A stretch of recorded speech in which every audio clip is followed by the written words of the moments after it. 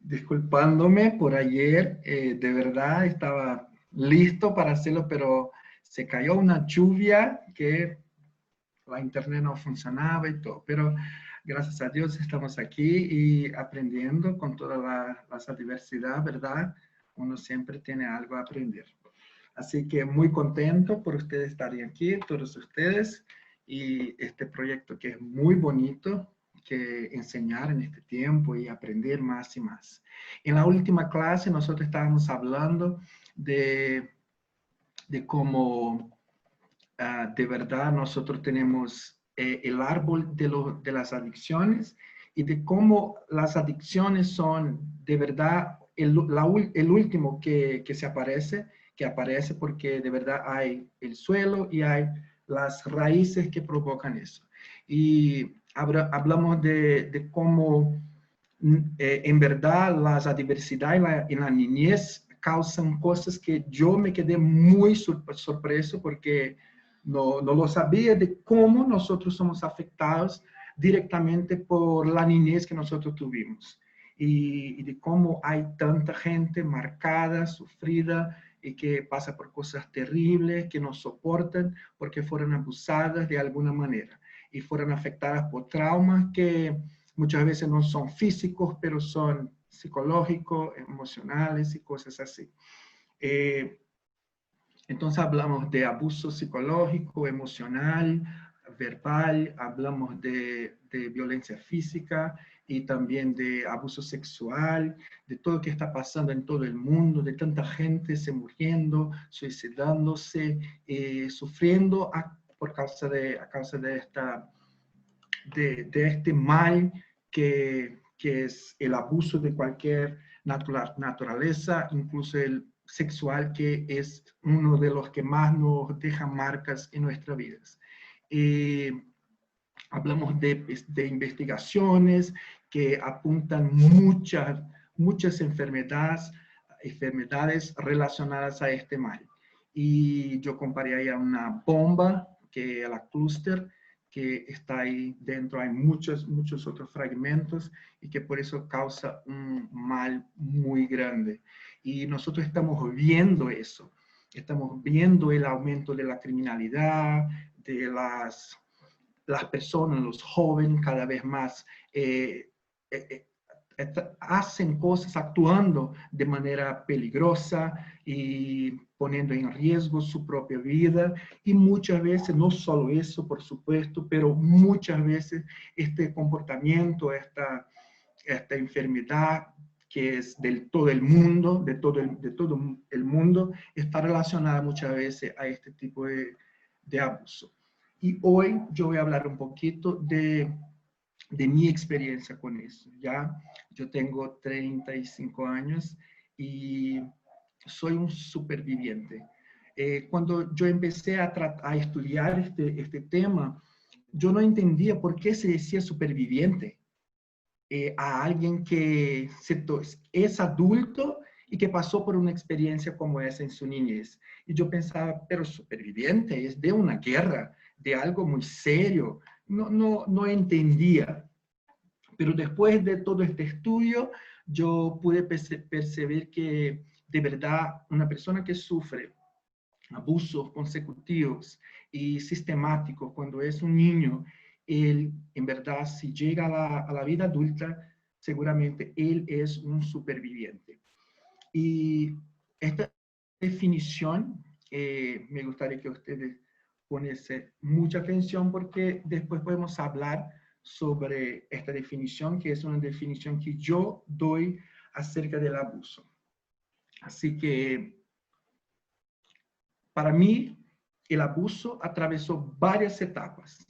Primero, fue una explosión de sensaciones, un tesoro descubierto en las circunstancias equivocadas, dirigido por la persona equivocada.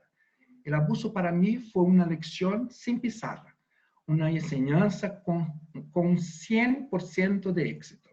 Algo que llegó a una parte primitiva de mi cerebro en desarrollo, que no necesitaba razón ni conciencia para implantar no solo una idea, sino que sofismas que alcanzaron el nivel del espíritu, de mi identidad. Luego, el abuso se convirtió en un robo. Supe que me habían robado algo, pero ni siquiera me dieron tiempo para saber de qué se trataba. Sabía que me habían cambiado, pero tampoco tenía idea de cuánto había sido este cambio. Finalmente, el abuso se convirtió en un dolor. Entonces, ¿por qué yo digo que el abuso, para mí, el abuso sexual fue una enseñanza con 100% de éxito? Es porque de verdad yo tenía 3 años y yo no entendía nada, no sabía de nada. Y yo, casado con la hermana de mi mamá, este fue la persona que abusó de mí, que me violó. Y de verdad, yo tenía mi cuerpo ahí se desarrollando. Y cuando me tocaba, sus toques, aquello me enseñó algo. Y yo no podía evitar de tener sensaciones que son, como yo dije, una explosión de sensaciones. Así que el abuso es terrible porque es una cosa con tu cuerpo y el cuerpo siente, no hay cómo. Y eso es terrible porque es algo bueno físicamente hablando. Yo tuve la oportunidad de aconsejar a una chica joven y ella me decía llorando que la cosa que más le dolía es que a los 9 años ella salía de su casa y volvía a la casa del violador, buscando aquella sensación que él sentía cuando él la abusaba. Entonces ella lloraba y decía, me avergüenzo de eso, me duele acordar que yo lo buscaba, pero no era algo consciente, sino que físico. Y el abuso tiene esta cosa, el abuso sexual, de traer un placer que después nos avergüenza mucho. Entonces, ese soy yo. Aquí yo tenía, en esta a la derecha, yo tenía 3 días de nacido. En esta otra 3 meses. Y me estaba ahí desarrollándome y me quedé así gordito, hermosito, muy bonitito, ¿verdad? Y cuando yo tenía esta edad, 3 años, esta es mi mamá, yo fui abusada por este tío. Y esto cambió de verdad toda mi vida, porque me quedé confundido sin saber quién era yo, si me gustaban los hombres, si me gustaban las mujeres, qué valor tenía yo, dónde estaba mi mamá cuando eso pasó, por qué se había pasado. Y, y el abuso, él continúa, ¿sí? Yo escuché a alguien que decía, mira, parece que todos te miran y ya saben que fuiste abusado y que ahora pueden hacer lo mismo contigo. Y todas estas manos ahí en esta niña, es como que eso, porque una persona que es abusada en su niñez, parece que, no sé, es como la impresión que tenemos es que como que se atrae otros abusos consecutivos después. Y eso se pasó conmigo y con muchas otras personas que yo tengo acompañado con este problema. Y uno de los factores más terribles de eso, el secretismo. Yo no sé si hay esta palabra en español, si ustedes la conocen, pero es eso de que tú tienes que guardar un secreto. Tienes que guardarlo, no puedes contar a nadie. Y hay una presión psicológica que hace el violador que nos dice que nosotros no podemos decir a nadie. Entonces, yo, por ejemplo, me quedé por 27 años con este secreto. Y esto es terrible, nos mata por dentro. Y es algo que realmente es una característica muy fuerte de las personas que sufrieron abuso sexual. Entonces, vivir con abuso crónico es vivir en silencio, estar en silencio. La voz de la persona así violada fue aplastada. La víctima se vuelve incomunicable a través del miedo intenso.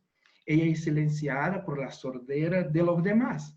¿De qué sirve hablar si nadie escucha? Ella es silenciada por la amenaza del abandono, que seguramente vendrá si le dice la verdad. Entonces, yo tenía miedo de decir a mi mamá. No sabía yo lo que iba a pasar. Y me acuerdo que en uno de estos días que yo estuve allá en la casa de este tío, se me olvidó mis chancletas allá, mis chanclas se quedaron ahí en la casa. Y cuando llegué a mi casa, yo pensé, ¿cómo voy a decir que mis chancletas están en la casa de mi tío? Mi mamá, 3 años yo tenía, imagínate. Y yo pensaba, no puedo decirle que las chanclas están allá. Me va a pegar o algo así. Y me escondí ahí debajo de la cama. Y me quedé dormido. Y mi mamá estaba buscándome. Y después de muchas horas me encontraron ahí escondido debajo de la cama. Así que el miedo de contar, de hablar, y en mi experiencia ahí por las escuelas de consejería en Brasil y en otras partes, yo he visto que hay mucha gente que aún hoy con 30, 40, 50, nunca habían hablado de los abusos que sufrieron. Imagínate guardar por tanto tiempo algo podrido, algo que te daña y está ahí, por más que tú intentes olvidarte o algo así, pero está ahí y es terrible. Entonces, cuando uno es abusado, hay 3 maneras de uno lidiar con esta cosa. Y la primera de ellas es la represión. Entonces, yo no logro vivir con este dolor, así que yo me olvido de que esto sucedió. Y el cerebro tiene una herramienta que es muy común, que es eso, él hace como que no se acuerde de eso. Y muchas veces es necesario que Dios entre ahí en acción y te haga recordar de eso. Y hay mucha gente que pasa por eso.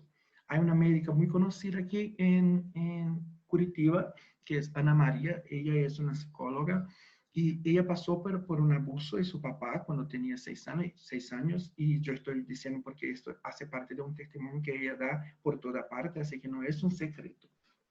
Y ella fue en una iglesia y ahí empezaron a hablar de eso y ella se acordó de que su papá le había violado.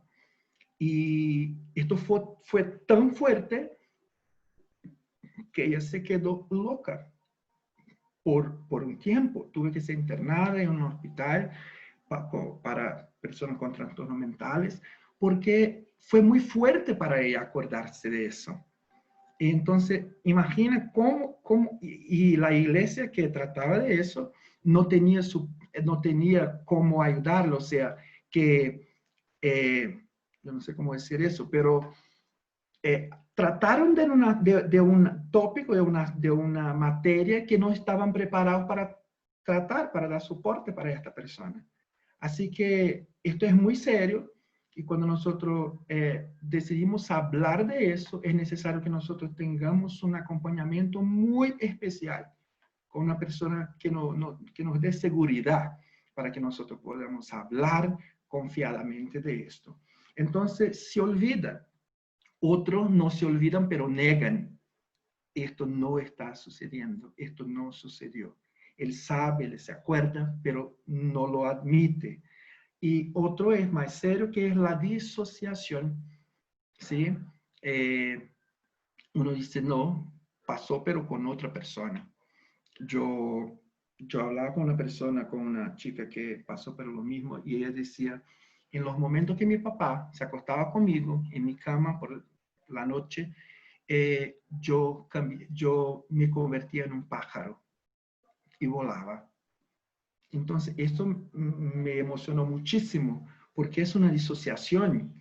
En aquel momento, para no estar ahí, para no ver eso, ella imaginábase como un pájaro que estaba volando y así no sentía, no veía lo que pasaba. Entonces, en esencia, el niño dice, no puedo vivir con estos sentimientos, así que no los hago míos. Los sentimientos son de otra persona. Esto es muy serio porque de verdad esto puede generar un problema de trastorno de personalidad, y uno en su vida adulta es capaz de cometer errores, delitos, crímenes, y piensa, o para él, no fue él que los cometió, fue otra persona. Entonces, son personas de vida dupla y hacen cosas aquí buenas y después hacen otras cosas muy feas. Entonces, no sé si ustedes han visto personas así, que cuando se descubre que cometió, no, pero no, era un hombre bueno, casado, tenía hijos, los vecinos todo le gustaba. Entonces, son personas que muchas veces pasaron por eso y pasaron por una disociación que lo hace entender que ello es más de una persona. Y esto es muy serio y se pasó conmigo también. Yo tenía esta sensación y hasta hoy yo lucho contra eso, porque muchas veces tengo ganas de hacer lo malo, y la disculpa, la excusa de que puedo hacerlo, porque no va a ser yo, va a ser otra persona. Y esto es muy serio. Eh, son la sensación que una persona abusada tiene es que no puede salir del lugar del abuso. O sea, vive, pero siempre vuelve a aquel lugar. Siempre se acuerda de aquel momento. Y muchas veces siente el mismo dolor que sintió ahí. Entonces, esto es una verdad, una falsa verdad que se pone ahí. Una sensación de animal herido, no aspecto físico. Una persona abusada imagina que no tiene valor y por eso pasa a autodestrucción, devaluación, y otro factor es la hipersexualidad. Alguien que fue abusado va a empezar a pensar en sexo, a hacer sexo muy más temprano que una persona que no pasó por eso. Entonces, la hipersexualidad es algo que viene también ahí en el aspecto físico del abuso. En el aspecto emocional, trastorno de estrés postraumático, como ya les había hablado, culpa, vergüenza, terrible. Y en el aspecto espiritual, el mayor daño es la dificultad para recibir gracia. Alguien que pasó por eso imagina que no puede recibir gracia, que todo es pago, todos quieren algo de ti. Y la mentira que se estableció en mí a los 3 años con este abuso era que mi misión en la vida era satisfacer, creo, a los hombres sexualmente. Entonces, esto se quedó ahí dentro de mí. Yo tenía que hacer con que los hombres estuvieran felices, porque cuando yo tenía 3 años, este tío me pidió para que yo lo hiciera feliz, lo hiciera contento. Y imagínate una mentira de este tamaño, de esta grandeza, ahí encerrada en un niño de 3 años. Entonces, yo sufrí todos estos daños físicos, emocionales y espirituales. Y cuando yo tenía 10 años por ahí, mi mamá, mi papá vieron mis características, mis rasgos, y vieron que yo no era un niño como los demás. Así que vieron el comportamiento, ¿ya? Entonces, creo que muchos de ustedes están involucrados en consejería, o quieren, o les gustan servir en la iglesia, ayudando personas. Y no es necesario que ustedes tengan pasado por eso. Yo nunca había hablado para nadie acerca de eso. Hablé con 27, a los 30 llegué a Jucún, y mi 1 a 1 era una mujer. Y ella entonces empezó a hablar de eso y yo estaba como que muy nervioso, y yo le decía de manera muy fuerte, pero ¿quién tú piensas que eres? ¿Crees que tú puedes ayudarme? ¿Cómo que tú puedes ayudarme? ¿Eres homosexual? Y ella dijo, no. ¿Y fuiste abusada también? No. Entonces tú no eres la persona ideal para ayudarme. Yo era muy terrible. Me crean, yo era muy dolido, muy lastimado. Entonces quería agredir a las personas, quería lastimar también a las personas con mis palabras, con mi manera. Entonces, y ella me dijo, mira, yo no soy homosexual, no soy, no fui abusada, pero ayer por la madrugada yo estaba orando y llorando por un homosexual y sintiendo lo mismo dolor que él siente. Y esto me, como que rompió mi corazón, porque es la identificación que Jesús tuvo con nosotros. Jesús se identifica conmigo, contigo. Él nos mira y se identifica con tu problema, se identifica contigo. Y cuando Él estuvo ahí en la cruz, Él tomó sobre sí nuestros problemas, nuestros dolores, tomó sobre sí nuestra vergüenza. Entonces, esto se llama identificación. Y es esto que nosotros tenemos que llevar a las personas. Una persona lastimada, dañada por un abuso, necesita a alguien que pueda identificarse con ella. Y esto que se busca. Pero el comportamiento no es la cuestión.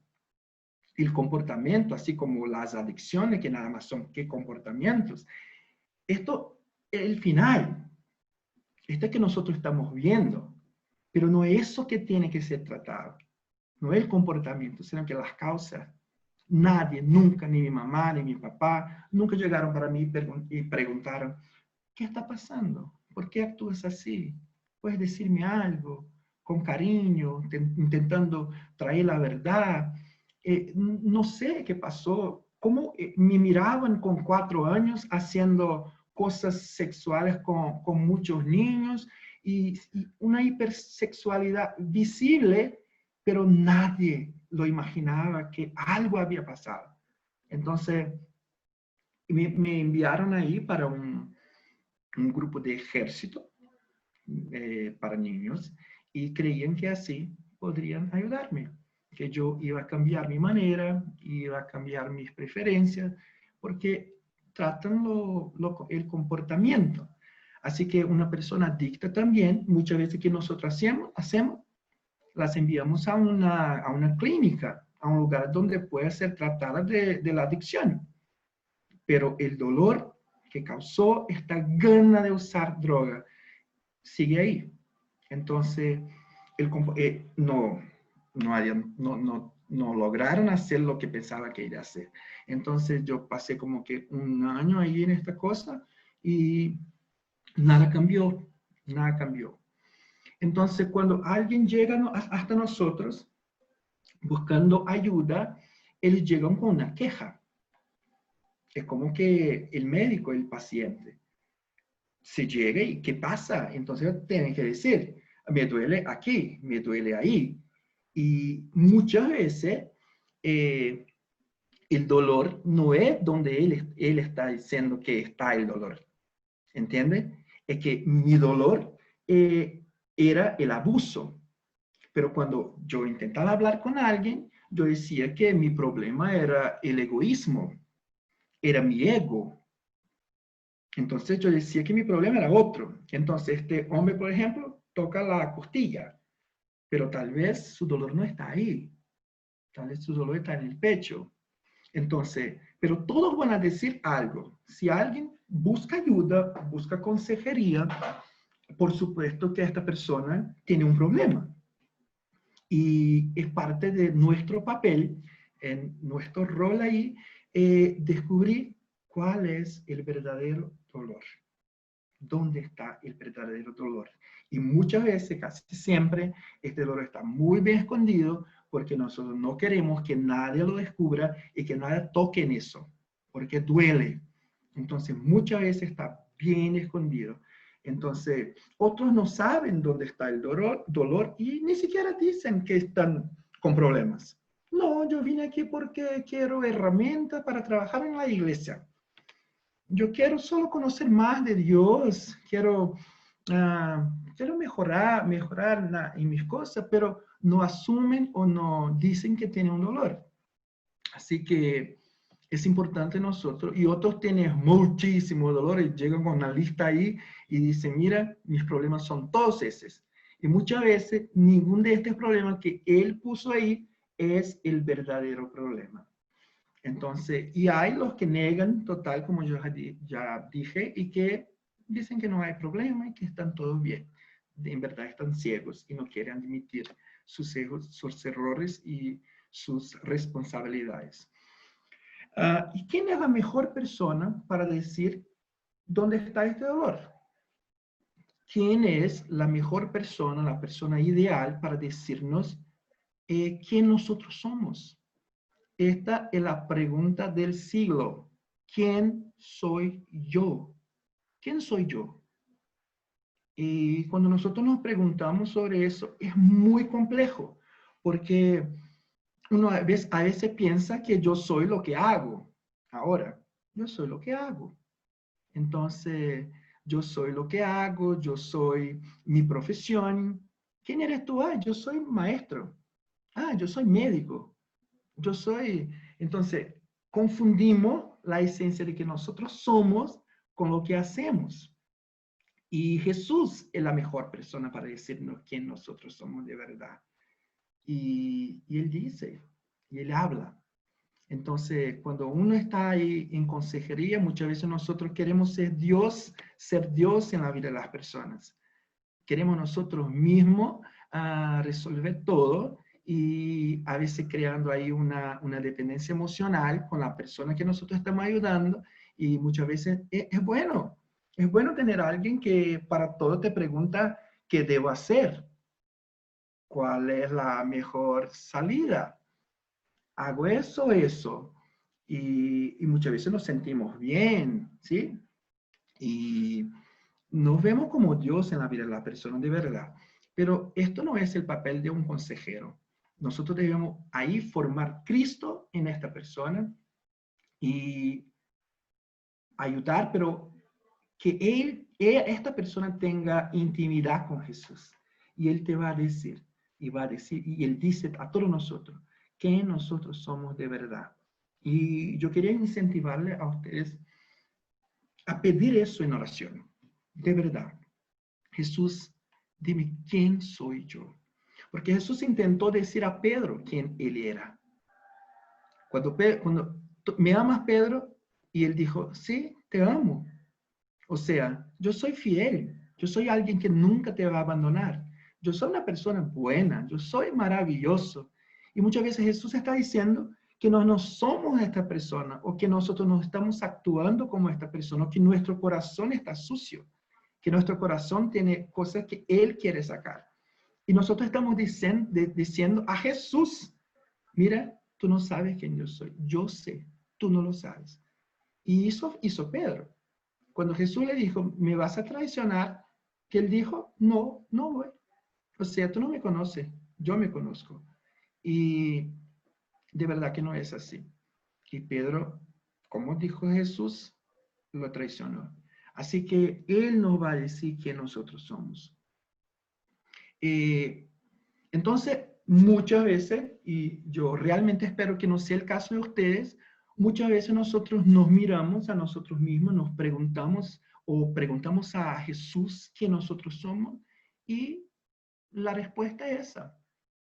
Somos un montón de cosas desarregladas, un montón de emociones que nosotros no conocemos, un montón de cosas que nosotros ni siquiera tocamos. No sabemos por dónde empezar a arreglar las cosas. Y esta es nuestra responsabilidad. Freud, ustedes todos lo conocen, por supuesto, padre de la psicanálisis, y él dice, observa tu responsabilidad en el desorden del mundo del cual te quejas.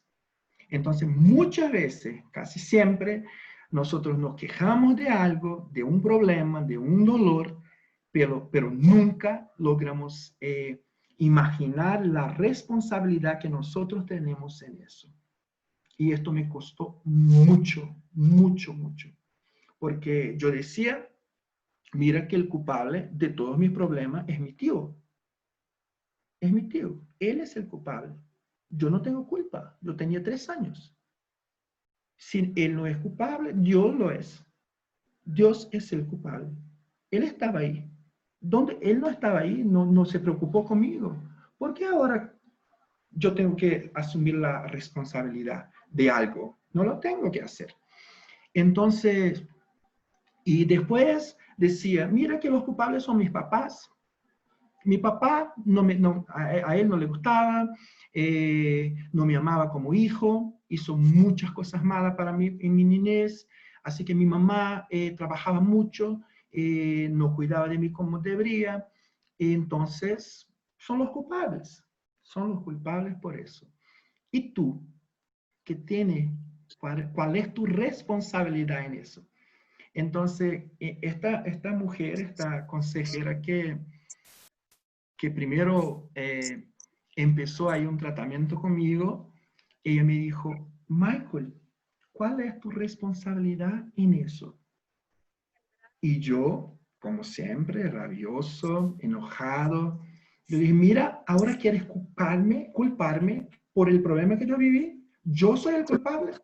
Entonces estaba muy enojado y ella me dijo, calma, yo te pregunto algo. Cuando tú estabas ahí haciendo lo que tú me dijiste que hacía, que era durante tu niñez, tú hacías sexo con los niños, no sexo es verdad, pero ahí estaba involucrada la sexualidad en nuestros juguetes, en nuestros juegos, en nuestras cosas. Y sí, ¿y cómo te sentías? Y yo dije, yo sentía que era algo que no era cierto, que no estaba bien. ¿Y con cuántos años empezaste a pensar y entender que esto no estaba bien? Y yo dije, a los 10. A los 10 estaba yo ahí, pero yo sabía que no era bueno. ¿Y intentaste cambiar? Yo dije, sí, intenté, pero no logré. Y, y ella me dijo, mira, Michael, que si tú vio que algo no estaba bien y aún así lo siguió haciendo, tú tienes algo de responsabilidad en eso, ¿no? Y ahí, de repente, la cosa vino así como muy pesada sobre mí, que yo tenía una responsabilidad sobre eso. Y por encima de todo, yo tengo la responsabilidad de vivir bien, de tener paz. Un día yo pregunté a Dios, Dios, ¿por qué quieres sanarme? ¿Por qué quieres sanarme? ¿Para usarme? Para que tú puedas usarme ahí por el mundo, para hablar para las personas. Y pregunté como quien ya sabía la respuesta, como que iba a decir, sí, es eso que quiero hacer. Pero la respuesta fue completamente diferente de lo que yo esperaba. Y me dijo, no, si tú quieres compartir lo que yo te voy a dar con otra persona, bien. Pero lo que yo quiero es que tú disfrutes de la vida sin dolor. Mira que esto lloraba mucho porque ahí entendí el amor de Dios. Lo que Él quiere es que yo disfrute de la vida, es que yo tenga paz finalmente para vivir, para aprovechar de la vida que Él tiene para nosotros. Porque alguien que vive con un secreto, con un dolor, alguien que vive con mentira o viviendo dos cosas, esta persona no tiene paz. No tiene paz en la vida. Y así no puede disfrutar de lo que Dios tiene para ella. Entonces, aquí traigo algo para ustedes. Miren. Imaginen, ahí está un hombre. Él tiene 25 años. ¿Ya? Y clase media. Así que tiene plata para hacer algunas cosas. No es una persona pobre. Tuvo acceso a la educación. Así que una persona que tiene conocimiento. Y llegó para ti, imagínate, como alguien buscando ayuda. Y hablando con él, vas percibiendo que él estudió, que tiene conocimiento, sus padres son vivos, son casados, muy bien, 25 años, es un profesional respetado en su campo de actuación, independiente, muy bien.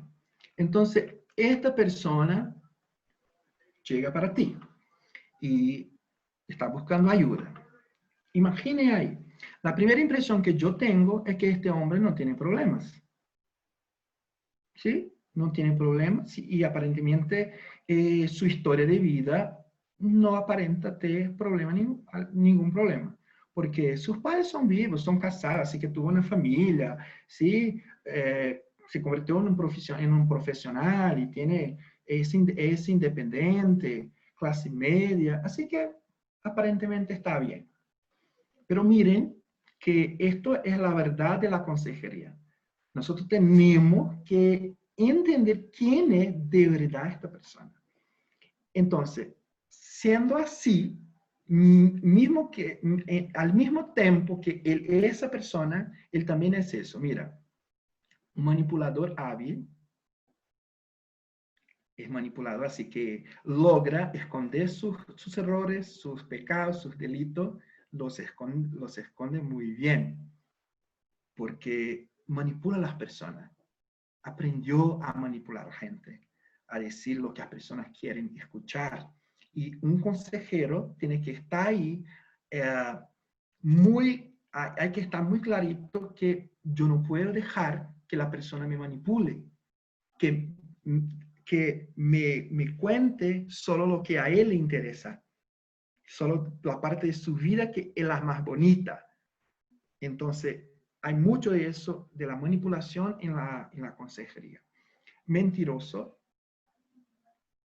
nunca tuvo relaciones serias, así que una persona que siempre está con uno, con otro, con una, con otra, así que autodestructivo, así que nadie sabe, pero su comportamiento ahí por detrás, cuando no está en casa, cuando no está en su trabajo, es una persona que actúa de manera a destruir a sí mismo. Involucrado con droga, secretismo, hay muchas partes de su vida, y creo que todos ustedes conocen la ventana de, no sé cómo se va a decir ahí en español, Johari, algo así, en portugués es eso. Y que hay partes de nosotros que las personas ven, pero nosotros no vemos, hay una que solo nosotros vemos y los otros demás no pueden ver, y hay una que solo Dios lo sabe. Entonces, esta persona tiene la más grande parte de su vida, es de verdad la que está escondida. Sensación de que él es muchos, no es solo una persona, así que él logra manipular a la gente y dice que se muestra una persona muy bonita, muy buena, pero de verdad está escondiendo todas estas cosas.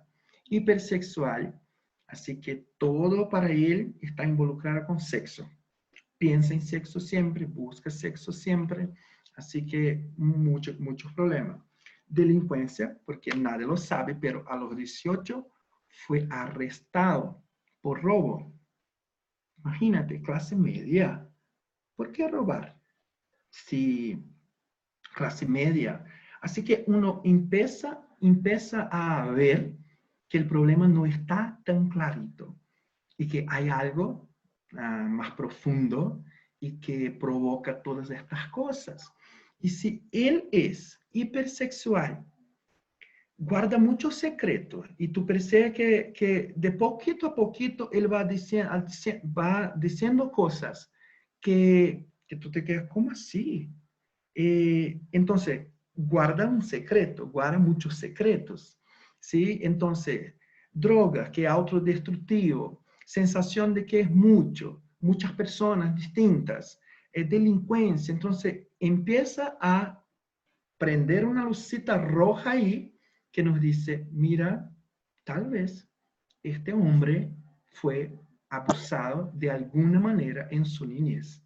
Y son estas características que me gustaría que ustedes pusieran atención para que cuando ustedes estuvieran delante de una persona así, ustedes puedan imaginar que tal vez ustedes estén delante de una persona que pasó por este problema de abuso.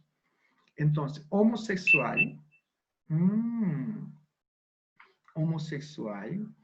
muy orgulloso, porque el orgullo es algo que como que mascara, como que no te deja percibir que tú eres una persona dañada. Entonces el orgullo está ahí para decirte, mire, tú eres especial, tú eres inteligente, tú eres bueno y no tienes problema. El narcisismo, que es lo mismo, uno mira solo para sí mismo, y manera y grandeza, y complejo de inferioridad. Y este complejo de inferioridad muchas veces se muestra de una manera distinta porque uno tiene complejo de inferioridad, pero en realidad no lo muestra porque muestra de verdad que es una persona que está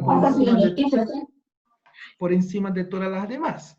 Así que quien lo ve, mira, que es una persona muy confiada, que sabe todo, que es muy inteligente, pero de verdad, dentro de él, lo que siente es que él no es nada, que él no importa, que su cuerpo no importa, porque fue abusado, entonces su cuerpo no importa, puede hacer lo que quiere con él. Entonces puede exponerse a comportamientos con personas sin preservativo, sin condón, algo así, o uso de drogas y cosas de esta naturaleza. Entonces, miren que son dos cuadros muy distintos. Lo que apareció de primera era algo bueno, algo tranquilo, que decía que esta persona no tenía problema. Pero de verdad lo tiene de montón. Trastorno de la alimentación, en la alimentación y cosas así. Hostilidad excesiva, alguien que está siempre con hostilidad y sus respuestas son siempre muy ácidas y cosas así.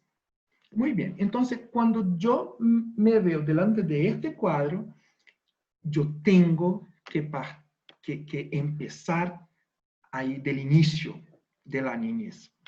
Seguramente esta persona sufrió un abuso, y no estoy diciendo sexual obligatoriamente, pero algún tipo de abuso se pasó ahí con esta persona. Y es eso que nosotros teníamos que ver. Yo estaba con esta misma charla en una clínica de recuperación aquí en Brasil. Y había ahí como que 15 personas o 20 que estaban ahí a causa de drogas, de uso de drogas. Y yo hablaba que las adicciones son fruto de un abuso que sufrieron. Y todos se identificaron de primera con eso. Y después, cuando nosotros tuvimos nuestro tiempo a solos, ellos hablaron de muchas cosas que una vez más comprobaron lo que los especialistas, lo que los médicos están diciendo por todo el mundo, que es eso que yo estoy trayendo a ustedes hoy.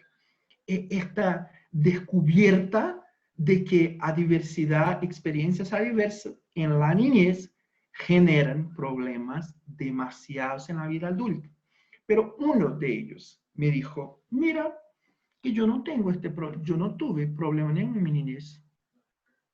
Yo no tuve problema ninguno, ningún problema. Yo soy una persona que tengo padres, tengo madre, y mi padre tiene plata, y siempre fueron muy cariñosos conmigo, me cuidaron, entonces no tengo este problema. Y yo me quedé delante de la clase, todos me miraban como que, mira que él está diciendo que lo que tú estás enseñando no tiene nada que ver. Entonces yo pregunté a él, mira, ¿y tu mamá, tú viviste una niñez tranquila? Sí, sí.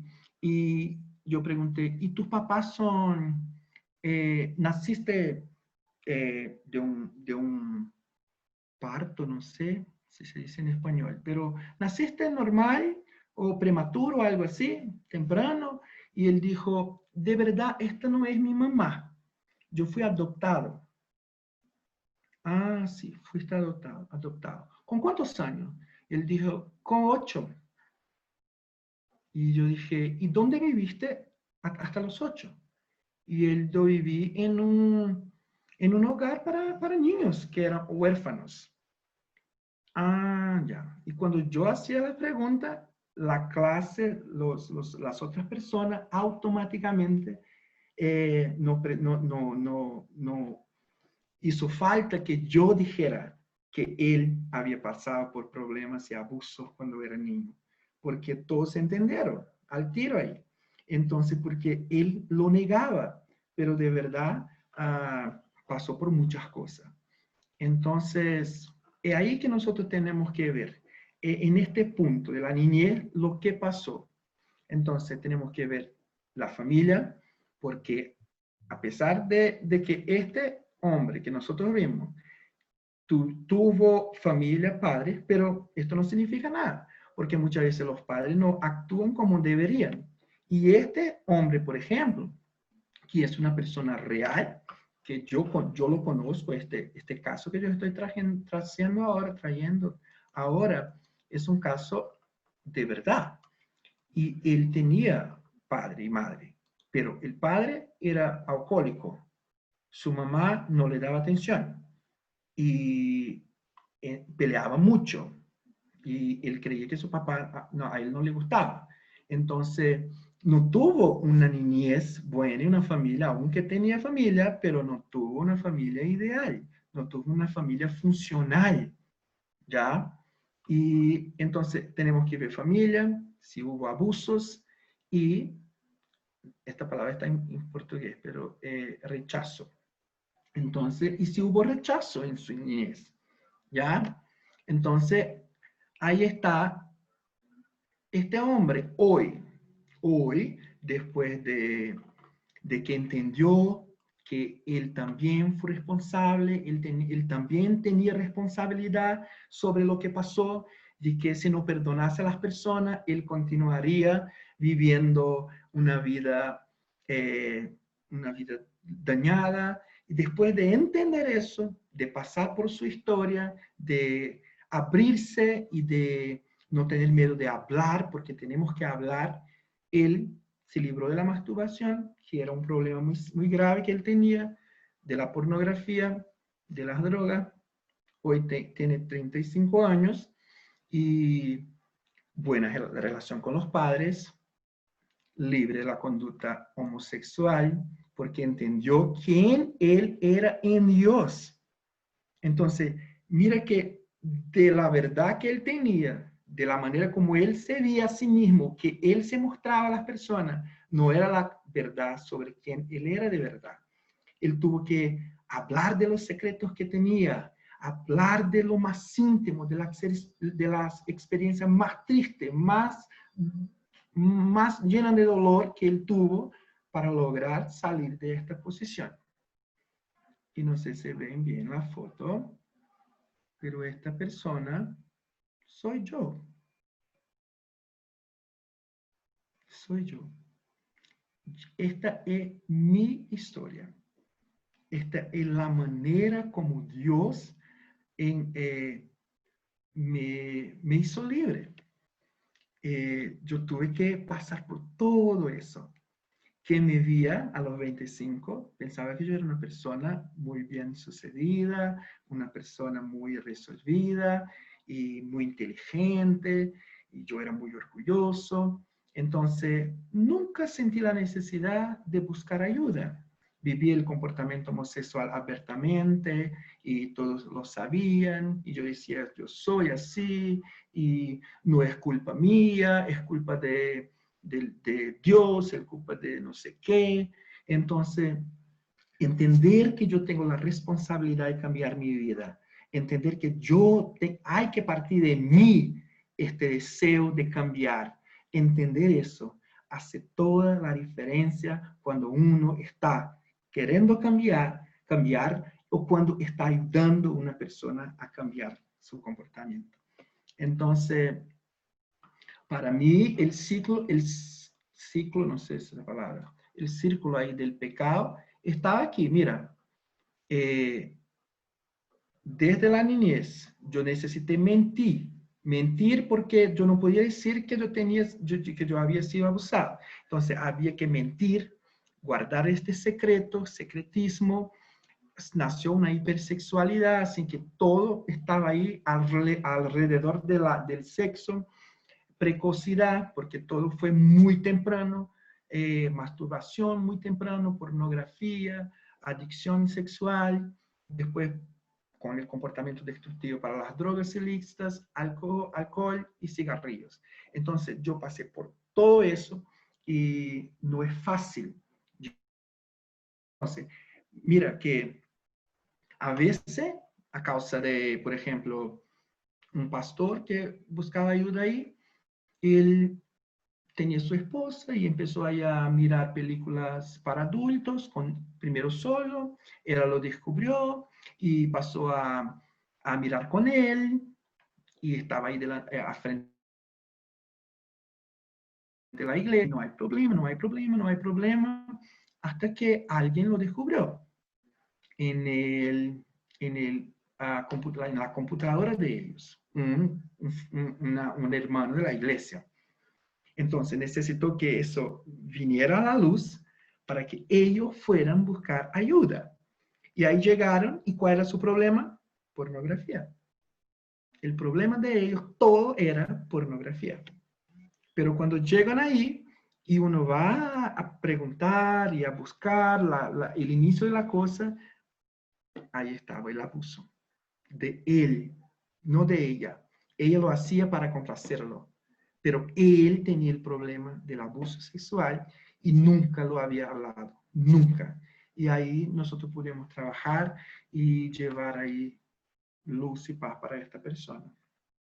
Entonces, los abusos, sea lo que sean, de los tipos que sean, físico, espiritual, sexual, emocional, van a generar otros sentimientos. Estos sentimientos que ellos generan es que van a llevar o a conducir a un comportamiento adicto. ¿Y qué factores son esos? ¿Qué factores son esos que van a llevar qué sentimientos son esos que nos llevan a tener un comportamiento así?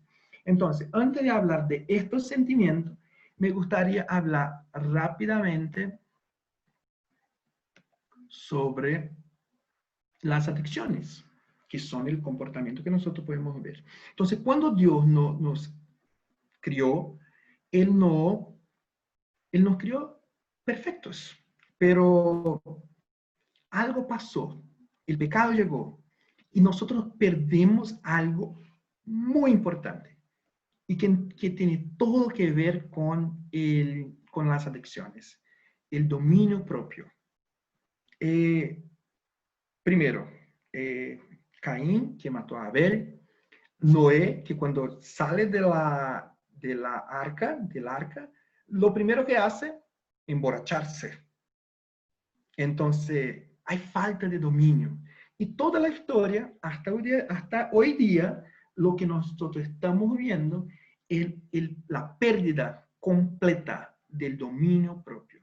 Las personas no se dominan, no dominan sus sentimientos, no dominan sus acciones y actúan como bien quieren.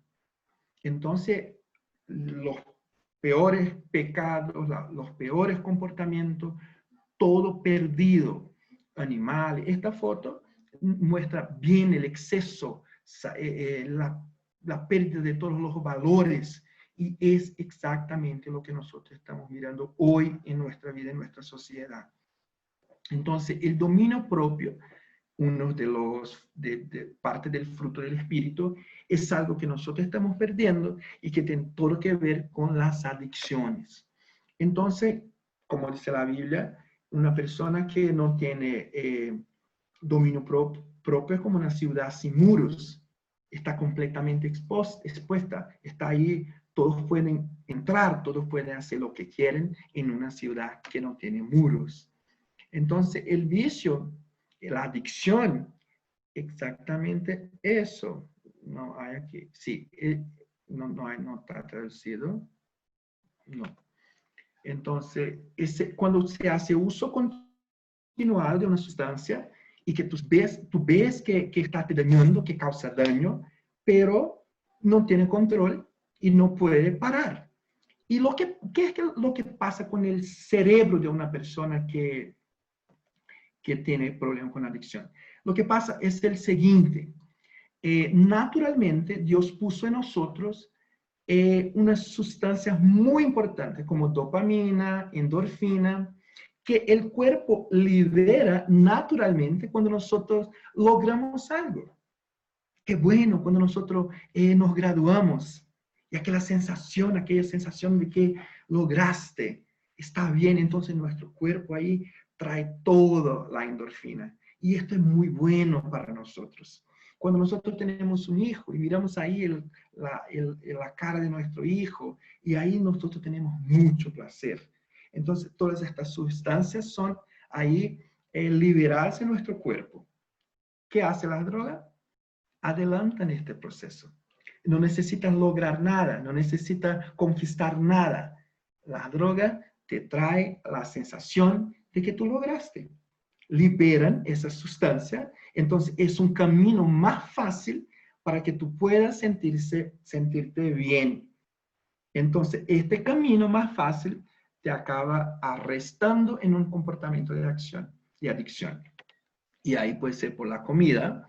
Hay mucha gente adicta a la comida, ¿sí? Y repite la actitud de comer las cosas que te hacen bien y va comiendo, comiendo, comiendo, y ahí te queda un adicto a la comida. Hay anorexia. La persona está bien, pero se mira gordo y está siempre queriendo estar más flaco. Y este es un problema. Se queda la bulimia, comes y después lo vomita. Entonces, serio. Y una que es está muy común es la vigorexia, que es una persona quiere porque quiere ser más y más fuerte. Y ahí para eso está ahí siempre en la gimnasio y usa sustancias también prohibidas porque quiere estar fuerte. Entonces hay muchos problemas. Hay jóvenes que están con los brazos ahí dañados, con muchos problemas cardíacos y otros a causa de se miran, están fuertes, pero se miran y se ven flacos. Y así, otro trastorno muy serio que tenemos. La masturbación, que está como que 85% de los hombres se estima que son adictos de pornografía. Imagínate, 85%, de acuerdo con una pesquisa americana, una investigación americana. Y 35% de las mujeres. Así que se imaginaba antes que la masturbación no era un problema, era un problema solo de hombres, pero no, las mujeres también están en eso. Ya pornografía, un problema muy serio que está ahora muy más fácil porque todos tienen acceso a eso y se quedó muy común. Entonces, la pornografía, que está muy asociada ahí a la masturbación, también sigue el mismo porcentaje. 85% de los hombres están involucrados con pornografía. Y son casados, hombres casados, no importa, jóvenes, todos. 85% es algo muy grande y que nosotros tenemos que poner atención porque los daños de la pornografía, de verdad, hermanos, cada cosa de esa es un tema, es un tópico que nosotros podríamos hablar por una semana.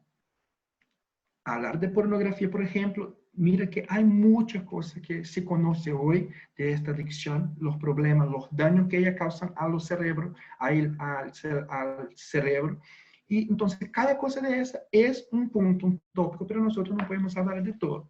Así que hay también la religiosidad, que es algo que uno intenta esconder o ocultar su dolor a través, por medio de la religiosidad, de ir a la iglesia, de leer la Biblia y de estar ahí involucrado con la iglesia, con las cosas de la iglesia, pero el dolor está ahí y él nunca habló de este dolor. Entonces, adicción en trabajo, sí, también se puede ser una enfermedad. Entonces, hay otros que son muy peores. Por ejemplo, este hombre y otras personas son así, les gustan comer tierra. Esta come pared, yeso.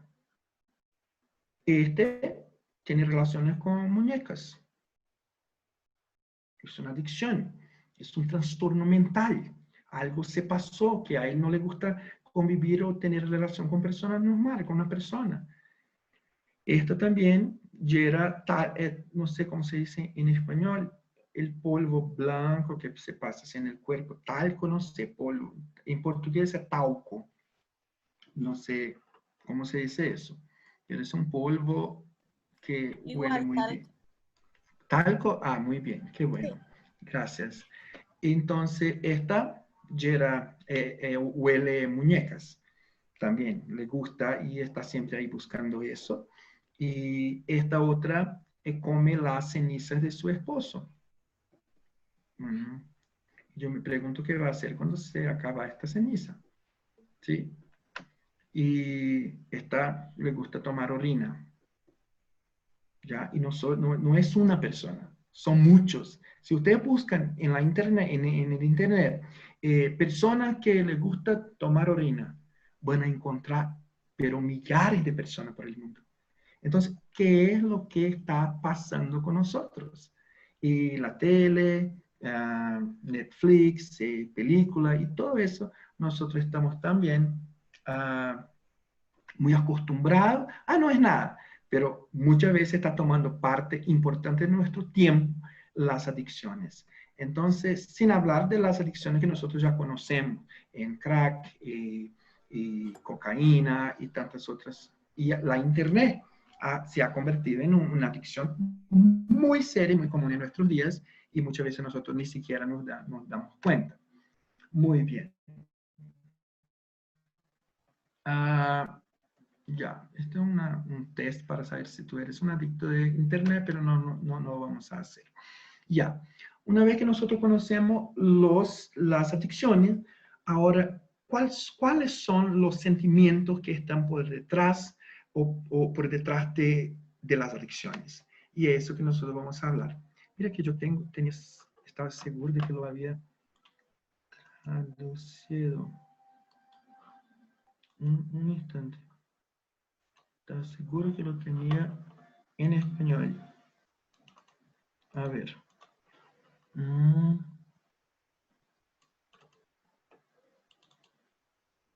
sí. Entonces, antes de hablar entonces de los sentimientos que provocan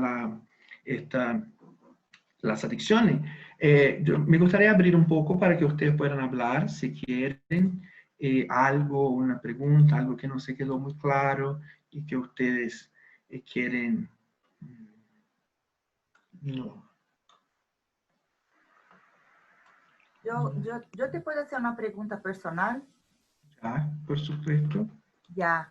Eh, cuando, ¿Cuándo fue que tú decidió así hablar para tu familia de lo que pasaba contigo? Tú dijo que muy tarde, ¿no? ¿Y cómo fue que tu Sí. familia reaccionó? ¿Tú tienes contacto con ese tío todavía? O sea, a mí cuando tú empezó a hablar, me dolió mucho mi corazón y yo me quedé pensando, ¿no? En la relación familiar, cómo afecta la relación familiar, todo eso, ¿no? Sí, sí. De verdad que perdonar a este hombre fue muy difícil para mí, muy difícil.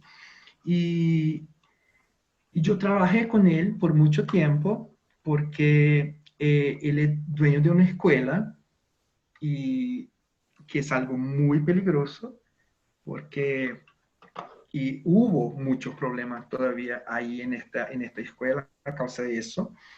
Y yo trabajaba con él, pero dentro de mí había un odio muy grande con él. Y cuando yo dije a mi mamá, yo todavía no lo había perdonado, pero después lo hice, pero mi mamá no.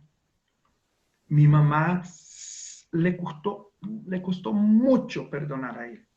Y hasta otro día, no hace mucho, ella finalmente me dijo, mira Michael, yo logré perdonar a tu papá por todo lo que me hizo y también logré perdonar a tu tío.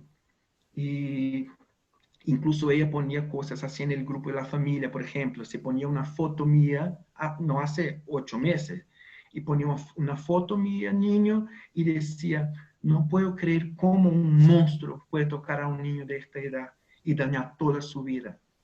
Y yo decía, mamá, por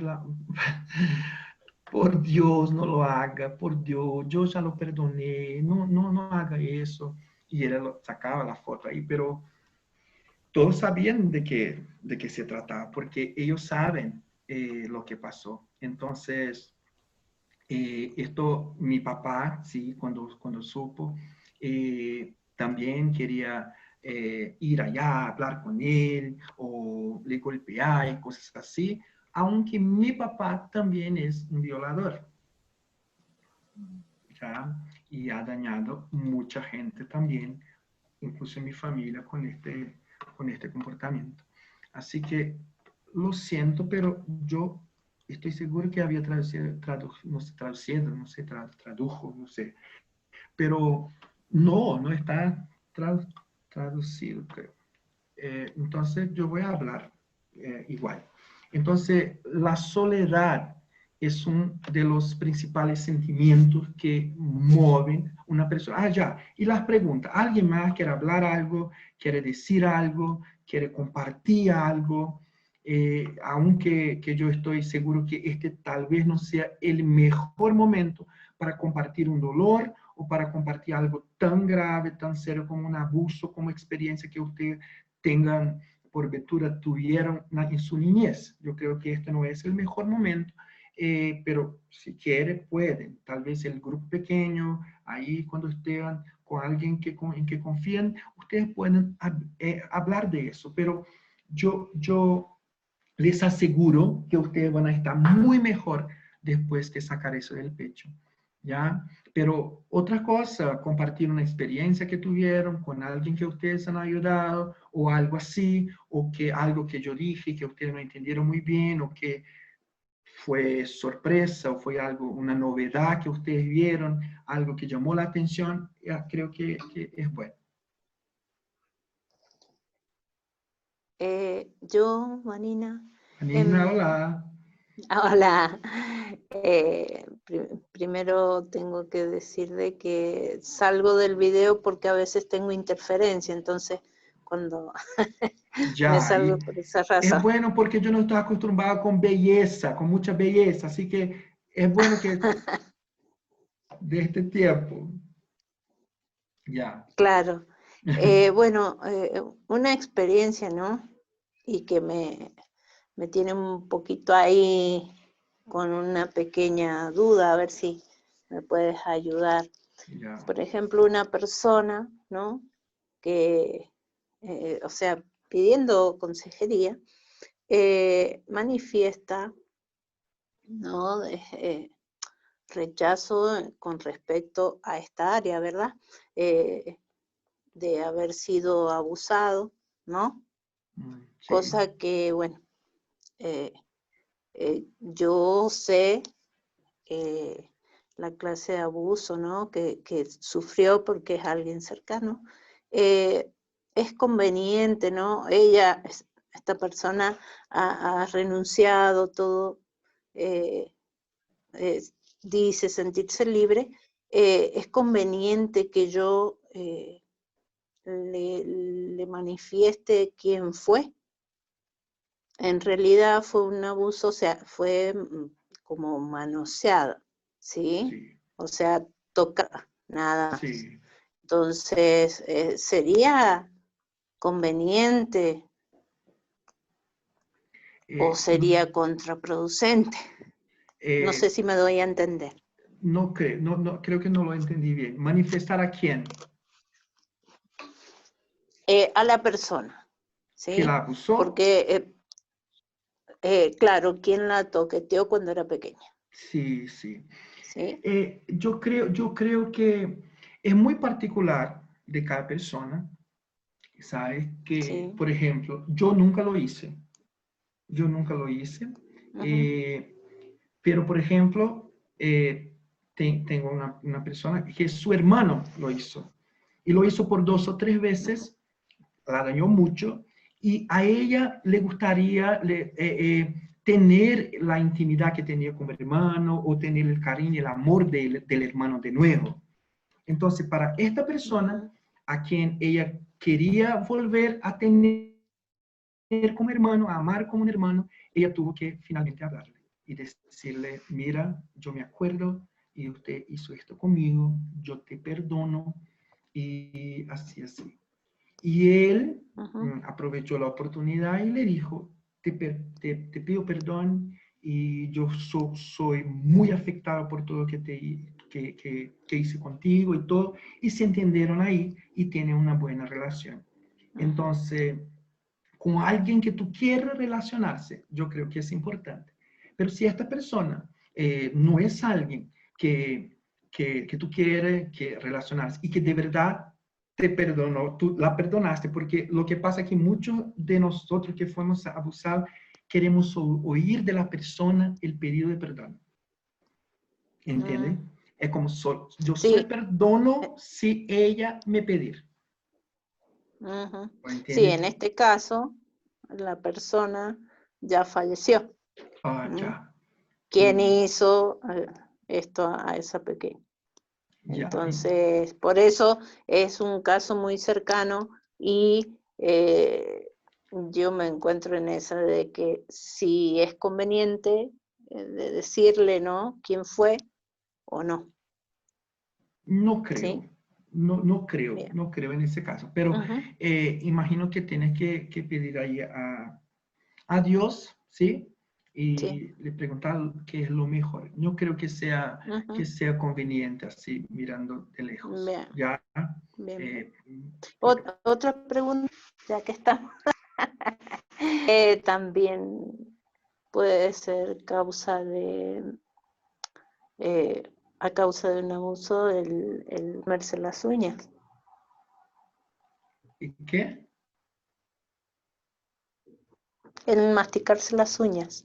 Ah, ya, sí, sí, sí, maticarse las uñas,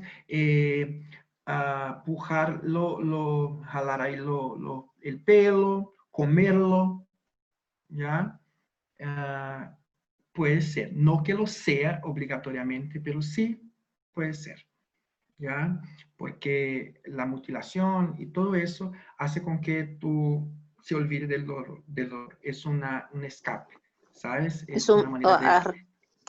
Sí, eso nos dice claramente que ella tiene un dolor ujú, que está ahí, ¿ya? Y ahí ujú. nosotros tenemos que buscar en Dios y a través de su historia descubrir qué es este dolor.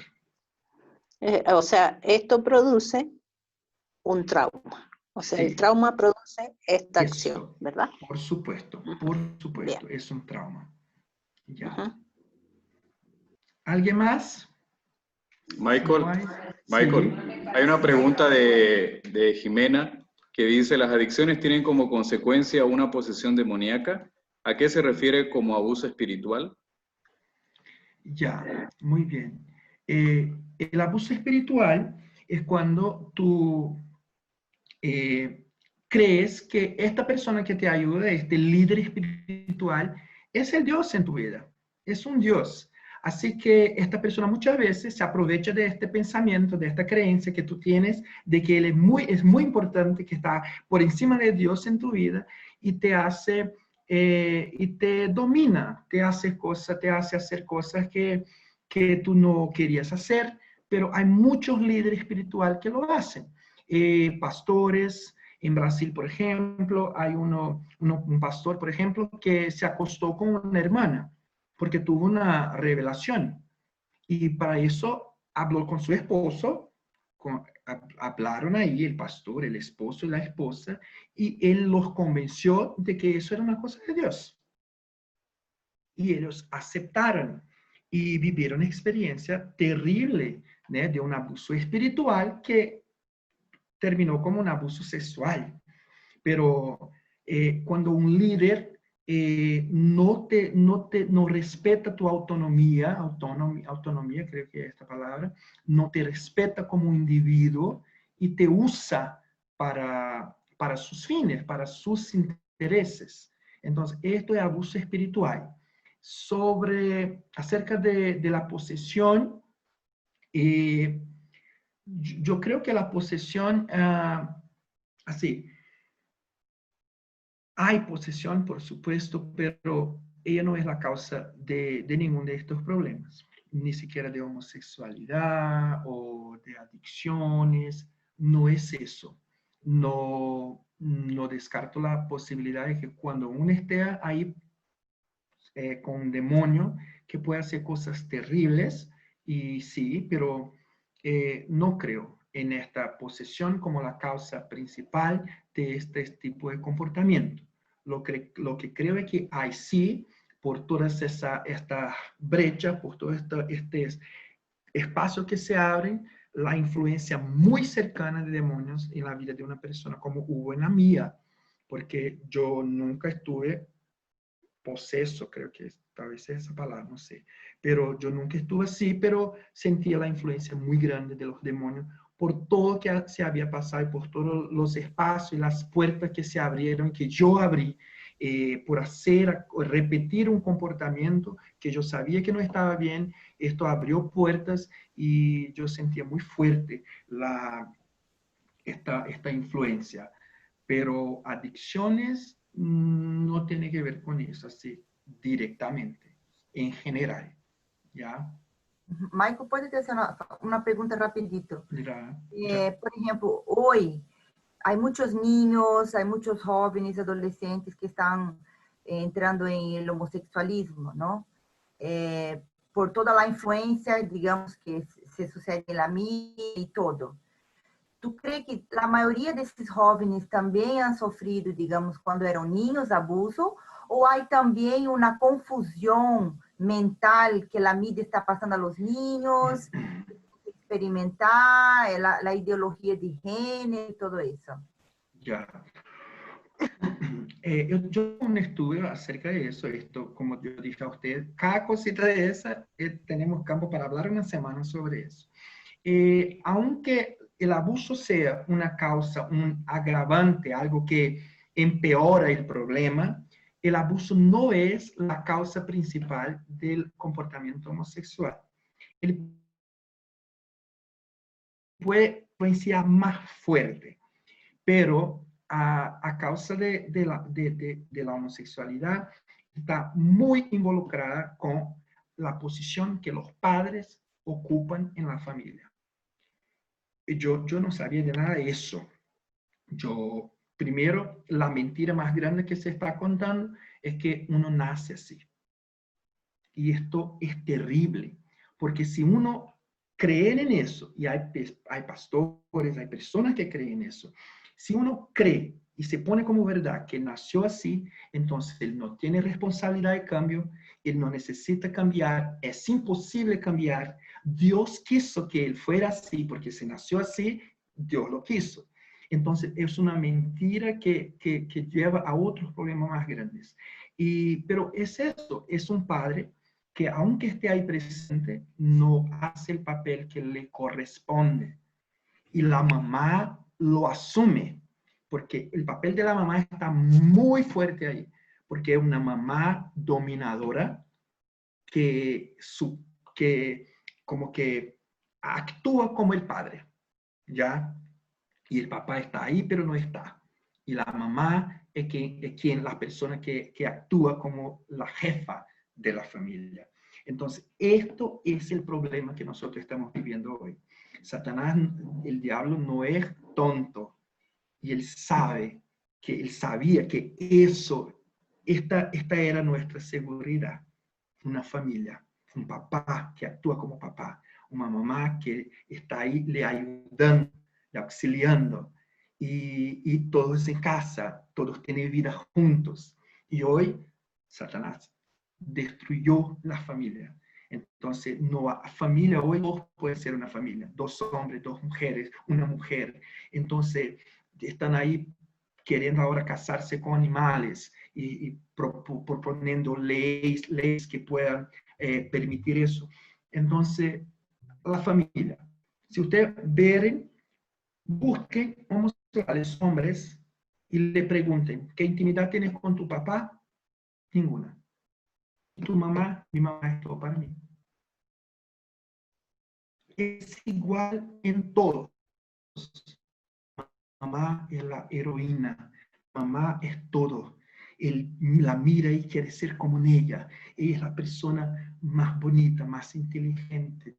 El papá, no, yo no me identifico con él. porque ni siempre un comportamiento afeminado en la niñez es algo que va a definir la sexualidad del niño. Pero cuando el papá ve el comportamiento, porque hay niños más sensibles, hay niños que están ahí muy cercanos de su mamá, y cuando el papá mira ese comportamiento, ¿qué hace? Se aleja. Se aleja. Matando ahí en el nacedor, la única oportunidad que nosotros tenemos de evitar que ese niño sea un homosexual. Él mata ahí. ¿Por qué? Porque no se identifica. Y no es el caso del papá decir, mira, vamos al fútbol. Sino que a él no le gusta el fútbol. No es eso. Es intimidad, es afirmación, es amor, porque el niño va a imitar el comportamiento del padre, del cónyuge. Él va a imitar el comportamiento del cónyuge que a él más le causa miedo, que él más se identifica, aquele que eso. Entonces, si él mira a papá y no se identifica con él, y el papá no tiene el vínculo de amor y de afecto con él, jamás él va a querer hacer como su papá. Entonces, es algo muy serio y no es el único factor. Te estoy diciendo que este factor es el principal. Pero abuso y la media y todos esos factores también están ahí cooperando y ayudando a las tristes situaciones que nosotros estamos viendo hoy. ¿Ya? Muy bien. Yo quería hablar algo, Carmen, a ver sí. si podemos ver, porque tú dijiste que sí hay algo que hay que asumir en el abuso de conductas que no son apropiadas y eso, pero solamente marcar la diferencia con que el niño que es abusado es la víctima. Yo lo digo porque yo trabajo con niños y veo mi postura también muy contrapuesta en muchos aspectos. Pero el niño siempre es la víctima. Yo entiendo lo que tú decís, que hay actitudes que hay que arrepentirse y llevar a los pies de Cristo y cambiar. Pero el niño que es abusado, la persona que es abusada, es siempre la víctima. Estoy en lo correcto ahí. Sí, por supuesto. Es una víctima y creo, porque hay la victimización, ¿eh? Que es la cosa de que tú no quieres salir de la posición de la víctima. Pero sin lugar a duda, el niño es la víctima. Y este Porque es el uno de los... abusador... Y el abusador es el culpable. No, porque la posición de autoridad del abusador es hacerle creer al niño que es tan culpable como el sí, propio abusador. sí, sí. Yo trabajo con niños y siempre mi rol justamente es denunciar al abusador legalmente. Yo Qué trabajo con los bueno. niños y mi postura es, si conozco un caso, mi obligación es denunciar a fiscalía, hacer la inmediata denuncia. Sí. Entonces, pero evito eso, como el abusador siempre quiere que el niño se sienta culpable también, Por como que supuesto. comparte el secreto. Sí, exacto. Pero ahora veo esto otro que vos decís, y dentro de todo lo que yo conozco no me choca esa idea, porque entiendo que hay algo también en la actitud de la persona que tiene que llevar a los pies de Cristo. Entonces me parece fascinante porque si bien va opuesto a lo que yo sé, lo que aprendí, no me choca. Entonces veo que el Espíritu Santo también me está enseñando en esto. Hay conductas que nosotros tenemos que poner a los pies de Cristo, por más que el niño sea la víctima, hay conductas que deben de ser sometidas. Sí, Carmen, porque tal vez tú no es la responsable por lo que te pasó, pero tú eres responsable por lo que tú vas a hacer con lo que te pasó. ¿Entiendes? Y es eso. Aunque que yo no sea responsable por el abuso que yo he sufrido, pero me costó, pero yo tuve que entender que yo soy responsable por la sanidad que yo quiero, por mi vida, por lo que yo quiero para mí. Entonces, cuando yo empecé a usar de esta posición de víctima para actuar como yo quería vivir, como yo estaba acostumbrado a vivir, porque el abuso trae esta hipersexualidad. Entonces tú vas a ver niñas y niños actuando de manera irresponsable con el sexo, fruto del abuso. Pero en algún momento él va a percibir que está haciendo lo mismo que hizo el abusador, que él está en el mismo camino. Y ahí donde entra la responsabilidad de cada uno de nosotros. ¿Ya? Pero por lo que pasó, jamás. ¿Ya? Bien. Bien, muy bien, Carmen. Muchas gracias por No, a ti, por favor. ¿Alguien más o seguimos? Muy bien. Entonces seguimos. Entonces la soledad es un sentimiento que uno siente cuando es abusado, de cualquier manera, no solo sexualmente, pero cualquier abuso genera en la persona esta cosa de la soledad, de que nada me quiere, de que estoy solo. Y el secretismo causa también esta cosa de uno pensar que estoy solo, porque nadie lo sabe, solo yo sé, solo yo sé. Entonces, es algo solo mío, yo estoy solo en eso. Entonces, este niño sabe que tiene un secreto y va a hacer de todo para que nadie lo sepa.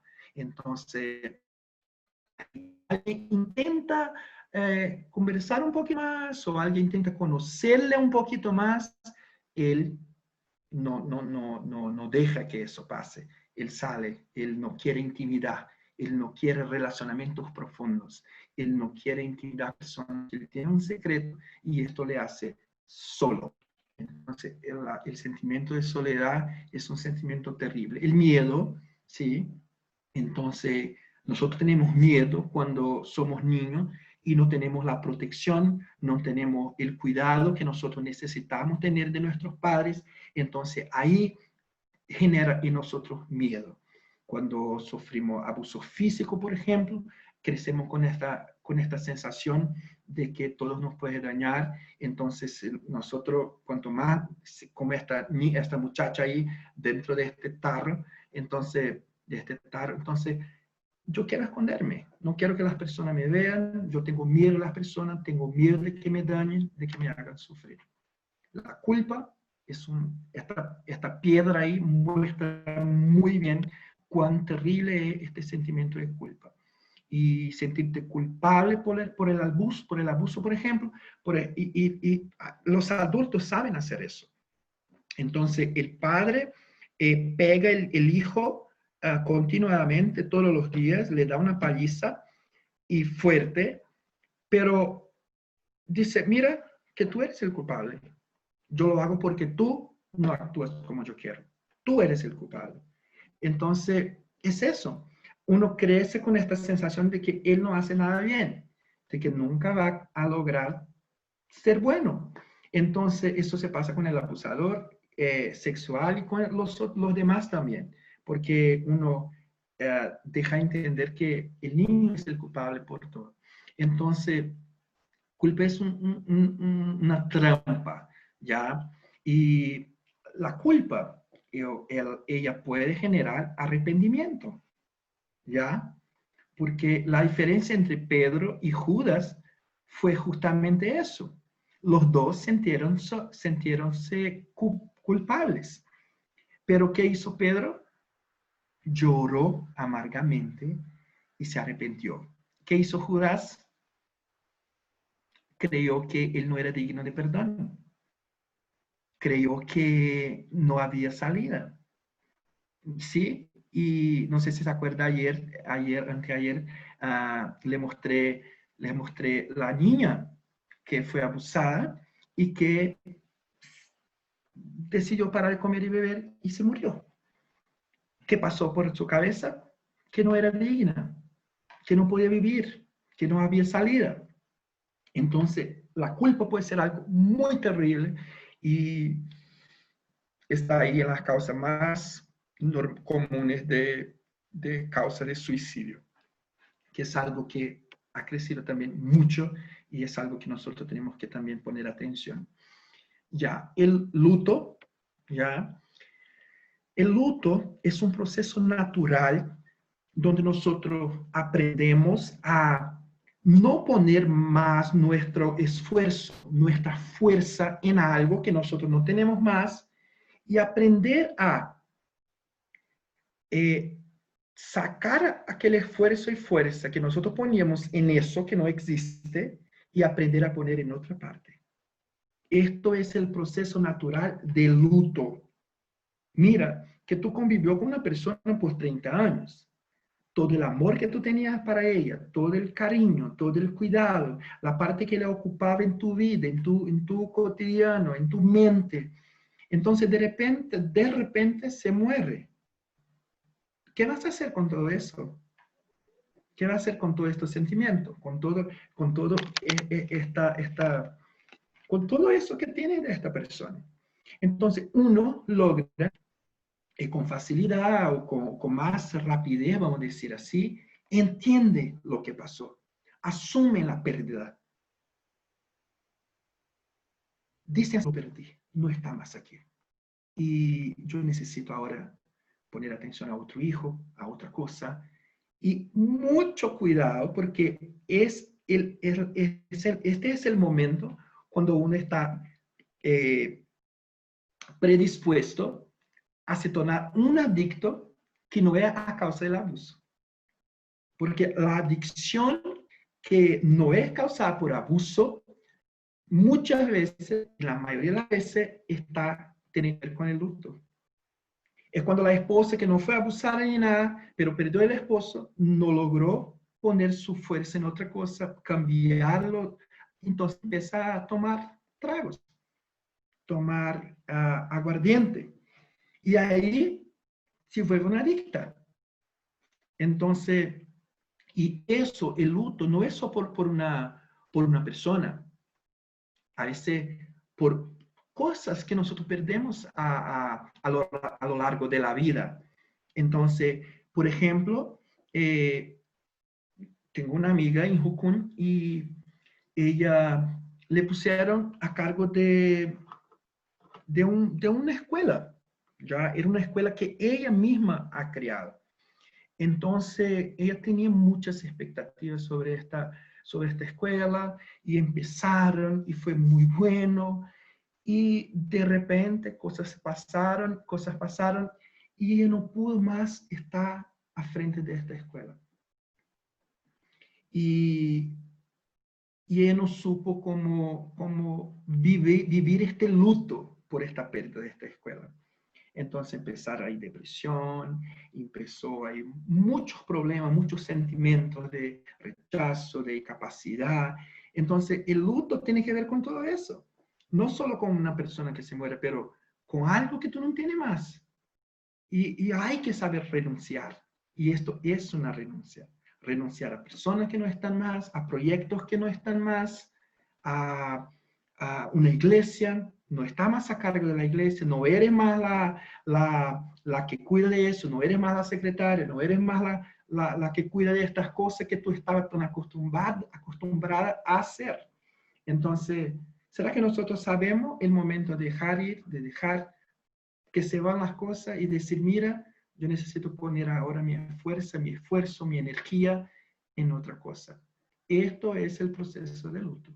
Y cuanto más nosotros aprendemos sobre eso, más vamos a vivir bien, más rápido entendemos, asumimos, muchas veces lloramos, y es importante a veces, yo lloro porque lo perdí. Lloro porque entendí que no está más, pero después yo puedo sonreír, porque ahora entendí que lo perdí de verdad, o perdí tal cosa, otra cosa, como yo le dije. El problema es que muchas veces nosotros no queremos aparentar o decir que estamos sufriendo, y vamos a hablar de eso en un rato. Entonces, la vergüenza es terrible, ¿sí? Cuando nosotros tenemos vergüenza de lo que pasó, como yo tenía vergüenza de decir que yo había sido abusado. Entonces, la vergüenza nos cala, nos hace solos, nos hace tristes, y muchas veces, Y eso es interesante. Cuando tú ves a alguien que es irado, que tienes así comportamientos agresivos y pega las cosas y tira las cosas, esta persona tiene muy probablemente un problema con la vergüenza, con algo que le pasó muchas veces en su niñez y que le causa eso. Yo he conocido una persona que él era muy calmito, muy calmadito, tranquilito, pero cuando se enojaba, tiraba todo, decía palabrotes y un montón de cosas que tú decías, mira quién era esta persona. Yo no la conocía. Y me dijo en una charla así de consejería que cuando era niño, él, la profesora y la maestra le llamó adelante para leer y él no lo sabía y no lo hacía bien y ella le llamó burro, le llamó un montón de cosas y su mamá estaba ahí en la puerta de la clase y le miró y miró a la profesora diciendo todo eso y los niños sonriendo y él pensó consigo mismo, ella me va a ayudar, es mi mamá. Y ella le miró, no dijo nada y se salió. Y salió de la puerta. Y él se meó delante de todos, le generando así su más grande vergüenza, la mayor vergüenza de su vida. Y esta cosa que él nunca había dicho a nadie era la raíz de los problemas que tenía con su personalidad. Entonces la vergüenza es algo que nos quiere ahí, nos calar, no sé cómo se dice, amordazar, una palabra buena en portugués, pero no sé cómo se dice, colocar aquello, un paño ahí, algo. Amordazar. Mordazar. Amordazar. Ah, igual a portugués, muy bien. Amordazar, muy bien. Entonces la vergüenza es algo así. John Bradshaw, él tiene una visión que me parece muy interesante, que él dice, a ver, una vergüenza saludable y una vergüenza tóxica. La vergüenza saludable, él dice que es natural, es algo que está ahí en nuestro desarrollo, es algo que nos dice los límites que nosotros podemos tener o no, o no tener, como algo que yo hago y inmediatamente siento la vergüenza por lo que hice. Entonces es algo bien, es algo que está bien, nos hace dar otros pasos, trae el arrepentimiento, la conciencia del error. Entonces eso es interesante. Pero él dice que hay una vergüenza que es tóxica, que es la vergüenza que me dice que yo no valgo, que yo no soy. Es la vergüenza que te cuenta mentiras, que te dice que tú no puedes salir de este lugar, que esto es exactamente quien tú eres. Es por eso que yo estoy diciendo, es importante preguntar a Jesús quién yo soy. Porque muchas veces quien yo soy o quien yo creo que yo soy está basado en cosas que no son verdad, está basado en mentiras, está basado en cosas que yo hice y que yo no he logrado dejar o perdonar o asumir que estaba equivocado. Entonces, muchas veces yo estoy viviendo por encima de estas mentiras que dicen que yo soy, que yo no valgo, que yo soy homosexual, yo soy un mentiroso, yo soy algo que yo soy, a las personas no me admiran, nadie me quiere y cosas así. Entonces, esta vergüenza tóxica es algo que afecta tu personal, la imagen que tú tienes de ti mismo. Entonces, yo creo que es muy interesante. Esta psicóloga, Marina Kompilenc, es una importante psicóloga. Aquí hay como que su currículo, no sé si la palabra está bien, pero es una importante investigadora brasileña y ella nos trae también una idea de lo que es la vergüenza. Es interesante porque mucha gente está pasando a investigar este sentimiento porque entendieron que es un sentimiento muy fuerte y que provoca muchas malas consecuencias en nuestra vida. Entonces, una de ellas que esta psicóloga trae es la idea tú sientes vergüenza de no haber sido lo que las personas querían que tú fueras. Por ejemplo, mi papá quería que yo fuera médico y yo no soy. Entonces, esto trae una vergüenza para mí. ¿Qué es lo que las personas a tu lado quieren que tú seas? ¿Qué esperan? ¿Cuáles son sus expectativas? ¿Entiendes? Y esto genera un problema. Hasta las personas, los padres que quieren un hijo y nace una niña y ellos no logran salir de eso y manifestan a la niña este deseo de que ella fuera un niño. ¿Sí? Y esto también es un problema acerca de la sexualidad en los niños. Muy bien. Y ella nos habla de una síndrome, que es la síndrome del pato. ¿Y qué síndrome es esa? La verdad es que hoy la sociedad exige de nosotros que nosotros no podemos sentir dolor. Nosotros no podemos estar mal. Nosotros tenemos que llevar una sonrisa ahí en la cara. Nosotros tenemos que ser personas bonitas. Las mujeres tienen que estar bien, no puede estar gordita, no puede subir de peso. Y todo eso, lo que nosotros vemos en las redes sociales, por ejemplo. Entonces, la persona está ahí con un esfuerzo muy grande para vivir, para lidiar con los sentimientos, con los abusos, con los dolores, pero quien lo mira, ella tiene que estar siempre bien. Entonces, mira que nosotros mismos, que ya estamos, vamos a decir, en una posición, o dentro de Jucún, o en la iglesia, mira cómo es difícil llegar a un pastor, a un liderazgo, y decirle, mira que yo tengo un problema con esto. Yo soy el líder de los jóvenes. ¿Qué va a pensar de mí si llego y, mira, yo tengo problemas con pornografía? ¿Qué va a pensar de mí? Entonces, esto nosotros hemos visto mucho en estos días. Es la cosa que yo no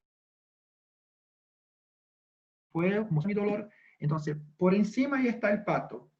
Tranquilito, parece que está así de buenas. Pero arriba, no, abajo, nosotros no vemos que está ahí moviendo las patitas frenéticamente. Es así. Entonces, así estamos nosotros, mostrando que estamos bien, cuando de verdad estamos luchados con algo que nosotros no queremos mostrar a las personas. Entonces, yo tengo un video para compartir con ustedes que tiene que ver con eso, con esa cosa de la síndrome del pato. Infelizmente este video está en inglés, pero se puede entender por el contexto que lo que pasa es que él tiene su vida y no está satisfecho con su vida y se rompe el relacionamiento con la muchacha. Y entonces, en lugar de decir, estoy sufriendo, estoy luchando, porque estoy sufriendo, perdí mi novia, él pone en la internet, finalmente soltero, pierde el empleo, el trabajo, y pone, estoy en busca de cosas, estoy a buscar cosas mejores. Y está solo, se compra una botella de trago y se pone ahí con esta botella, está solo, pero dice, salir de fiesta, busca prostitutas, pero en la internet estoy en un relacionamiento abierto. Así que él empieza a mentir sobre sí mismo y mostrar una vida que no tiene nada que ver con la realidad. Y Gandhi dijo una cosa que a mí me encanta. Va a decir que nosotros vamos a ser felices cuando lo que pensamos, lo que hablamos y lo que hacemos están en armonía. Y yo creo que eso es muy poderoso, ¿sabe?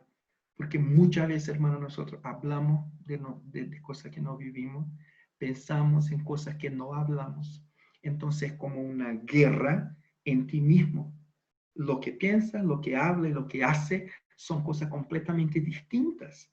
Y esa es una guerra donde tú la vas a perder. Por supuesto que va. Entonces, nosotros tenemos que armonizar lo que hablamos, lo que hacemos, lo que pensamos.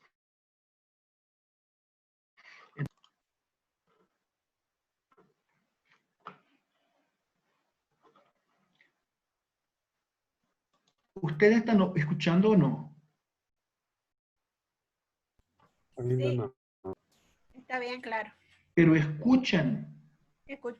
No, el video, no. ¿Sí? Video no. A usted sí. Ah, Video ya. no. Ah, ya. Entonces, hay que compartir con audio. Ahora sí.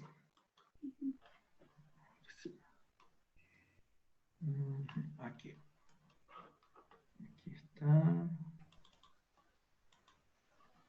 Ya.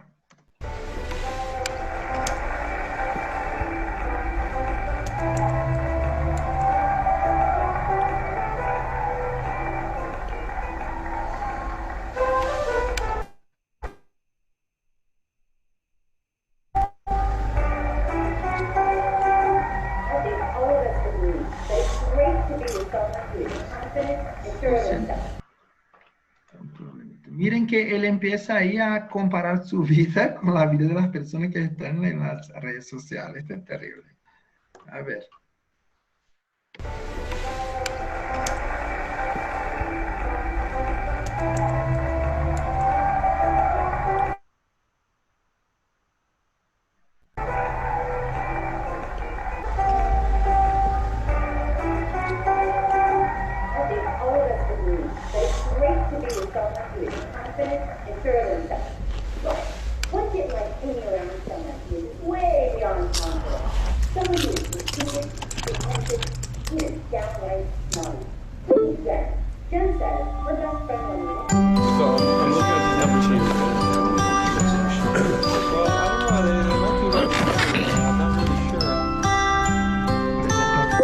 Fue maravillosa.